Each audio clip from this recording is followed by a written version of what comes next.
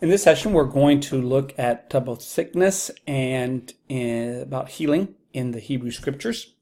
So a couple of things about sickness. First of all, the Hebrew Scriptures, that is the Old Testament, was written in a context or written at a time that very often presupposed the connection between healing and supernatural forces and deities. So in the ancient world, if someone became sick, frequently it was thought that that sickness was caused because of something that they did that violated or disturbed or annoyed or angered the gods. Now, we don't know that all sicknesses were thought to be a sign of some kind of disobedience to God. Could certainly well be that many sicknesses were just common and frequent, and people saw them as a part of a natural part of the world, that people may have become tired, or people may have contracted something that was somehow or another out of the order, but not necessarily jump to the conclusion that they had violated some divine command or had angered a God in some way. However, many of the texts that we have do link sicknesses and disabilities with some kind of sin or disobedience. In other words, sickness and disabilities are seen out of the normal order, and therefore some kind of explanation has to be rendered. But we don't know if that was the case for all sicknesses, but primarily the references that we have do focus on this because the texts that we're reading are trying to advocate and encourage obedience to God's covenant, to Yahweh. And so it's important for the authors to stress that things that are out of the order are explained because of disobedience, because they're wanting to try and encourage obedience. But we shouldn't take the biblical evidence as the only explanation that people of ancient times would have had for why people became sick. The authors of the Hebrew Scriptures give disobedience to God as that common reason for why people get sick. But again, not everyone gets sick for that reason. We do find people who become sick, and there is not a direct link because of it. One of the most famous illustrations of this is Job will become sick. Job's family will become sick, even die. But that is not because that Job was sinful or that Job had violated. It is reflected to a cosmic battle that is going on, so that other forces in the world can be at work and play when someone becomes sick. In the wisdom material, a person can become sick sometimes even just because they are foolish. So being foolish might relate to injuries or disabilities, or someone can do something that violates God's law. That is the reason why they become sick. Or it could be that they simply thought sickness was a common feature in life that doesn't always have to be related to a particular sin or disobedience. Certain illnesses, like leprosy, for instance, or disabilities, like blindness, lameness, some kind of physical deformity, can restrict a person's access to holy areas, such as the tabernacle or the temple, and especially for the high priest. Any blindness, if they are lame, if they have a physical deformity, that too can restrict a person as a high priest from going into the Holy of Holies. But this all has to do with an understanding of approaching a God in this very holy place and the perfection that God wants represented in those holy areas. Now, of course, a person with leprosy can still approach God in prayer, can still approach God in their petitions, but there may be certain areas that are restricted to them. So in the temple or in the tabernacle, there may have been a court for leprosy, especially if these things are thought to be contagious, that someone could contract that leprosy from them.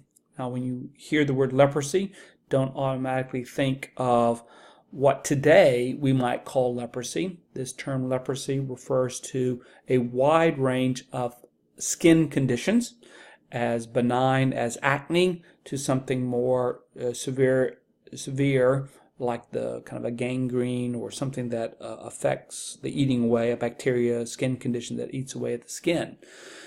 So it's a broad term, and but it does mean that a person has to be kind of quarantined or set outside the camp. So people with sicknesses could be seen as having more limited or restricted access to areas where non-sick individuals or non-ill individuals may have access to God in holy areas. Healing in the Hebrew Scriptures, God is the source of healing. Exodus 15:26 talks about God is the one who heals Israel, as well as Deuteronomy 32:39. Also talks about God's sovereignty in order to both inflict people with sicknesses as well as to be the source of their healing. So this is true both in the physical sense as well as metaphorically.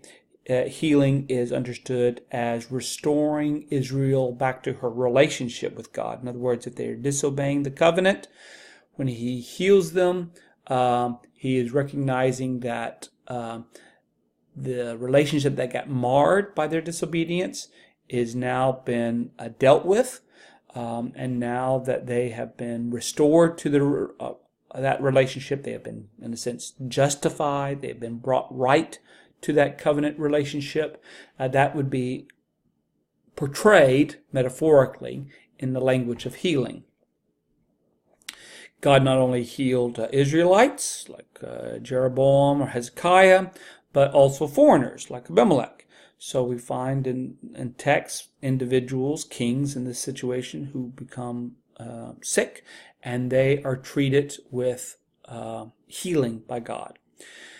Also, God's healing of Israel is often associated with his forgiveness of their disobedience to the covenant. So in Isaiah and Malachi, in these passages, we find this language of healing being associated with the idea of restoring Israel back, or God's people back to their relationship with him. So as we go through the Hebrew Scriptures and we see passages where healing is being talked about, it's important to bear in mind that Jews would have understand healing as the property of God.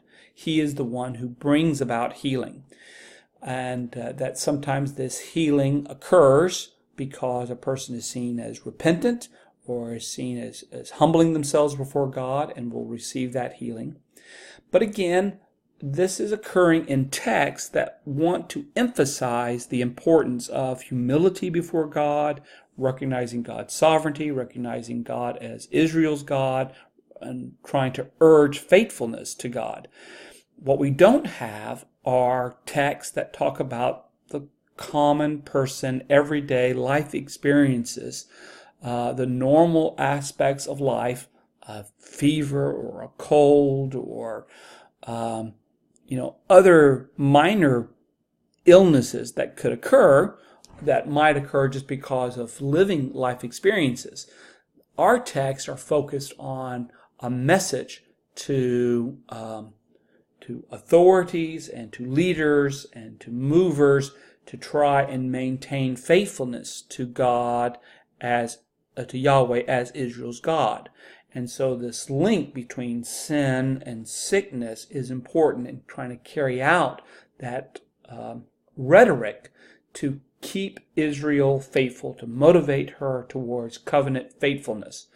So it would be a mistake to think this is the only explanation for sickness amongst Israelites, that they could only think of sin as the cause for sicknesses and deformity.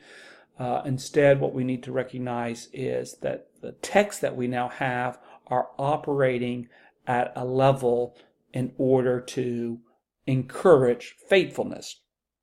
So don't use these texts in order to say all sicknesses are attributed to some kind of sin, all deformities are attributed to some kind of sin.